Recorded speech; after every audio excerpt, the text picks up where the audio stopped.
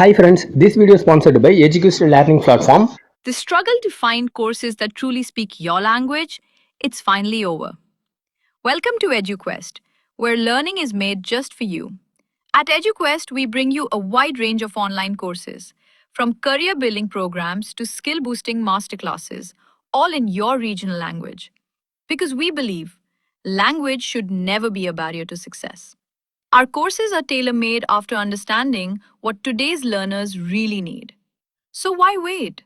Start learning the smarter, simpler way only with EduQuest. Visit eduquest.courses and explore your next course today. And hey, don't miss out on our exciting offers and promotions. Hello friends, இன்னைக்கு சிம்பிளா ஒரு chicken biryani பண்ண போறோம். அதுக்கு தேவையான பொருட்கள் எல்லாம் பெரிய வெங்காயம், சின்ன உள்ளி, இஞ்சி, பூண்டு, தக்காளி, பச்சை மிளகாய், சிக்கன், கேரட், பீன்ஸ், கொத்தமல்லி இலை, புதினா இலை, தயிர், பட்டை, லவங்கம், லெமன் வச்சுருக்கேன், மிளகாத்தூள், மல்லித்தூள், இது மசாலா தூள் இப்போ ஃப்ரெஷ்ஷாக பவுட்ரு பண்ணி வச்சுருக்கேன். பட்டை, லவங்கம், ஏலக்காய் 3 பவுட்ரு பண்ணி வச்சுருக்கேன். சரி வாங்க வீடியோக்குள்ளே போகலாம். கேஸ் பற்ற வச்சு கடாய் வச்சுட்டேன். கடாய் சூடாகிடுச்சு, எண்ணெய் ஊற்றிக்கலாம். பட்டை, லவங்கம் போட்டுக்கலாம். வெங்காயம் போட்டுக்கலாம். சின்ன வெங்காயம் போட்டுக்கலாம். அப்புறம் டேஸ்ட்டு நல்லாயிருக்கும். வெங்காயம் வதங்கிறதுக்குள்ளே உப்பு போட்டுக்கலாம். வெங்காயம் நல்லா வதங்கிடுச்சு. இப்போ இஞ்சி, பூண்டு போட்டுக்கலாம். கொஞ்சம் பச்சை மிளகாய் போட்டுக்கலாம். கேரட்டு போட்டுக்கலாம். கொஞ்சம் பீன்ஸ் போட்டுக்கலாம்.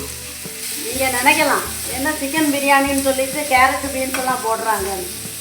இந்த மெத்தடில் பிரியாணி பண்ணப்போ பக்கத்தில் இருக்க ஒரு மகா ரொம்ப சூப்பராக இருக்குமா, இதே மாதிரி வீடியோ போடுங்க, அதே மாதிரி நானும் செய்கிறேன் அப்படின்னு சொல்லிட்டு ஆசையாக கேட்டதுனாலேயாச்சு இந்த பிரியாணி இப்படி போடுறோம். லேசாக வதங்கினா போதும். கேரட்டு பீன்ஸ் சாப்பிடாத குழந்தைங்க கூட அந்த பிரியாணி கூட போட்டாச்சுன்னா பிரியமாக சாப்பிடுவாங்க. தக்காளி போட்டுக்கலாம். கொஞ்சம் மஞ்சத்தூள் போட்டுக்கலாம். ஃப்ரெஷ்ஷாக கொத்தமல்லி எல்லாம் போட்டுக்கலாம். புதினா இல்லை. லேசாக உப்பு போட்டுக்கலாம். காய் வதக்கிறதுக்கு மிளகாத்தூள் போட்டுக்கலாம். கொஞ்சமாக மல்லித்தூள் போட்டுக்கலாம். பட்டை, லவங்கம், ஏலக்காய் ஃப்ரெஷ்ஷாக இப்போ தான் பவுட்ரு பண்ணணும். ஃப்ரெஷ்ஷாக போடும்போது நல்லா ஸ்மெல்லு நல்லா இருக்கும், டேஸ்ட்டு பரவாயில்ல. கொஞ்சம் தயிர் போட்டுக்கலாம். நீ அடுத்தது சிக்கன் போட்டுக்கலாம்.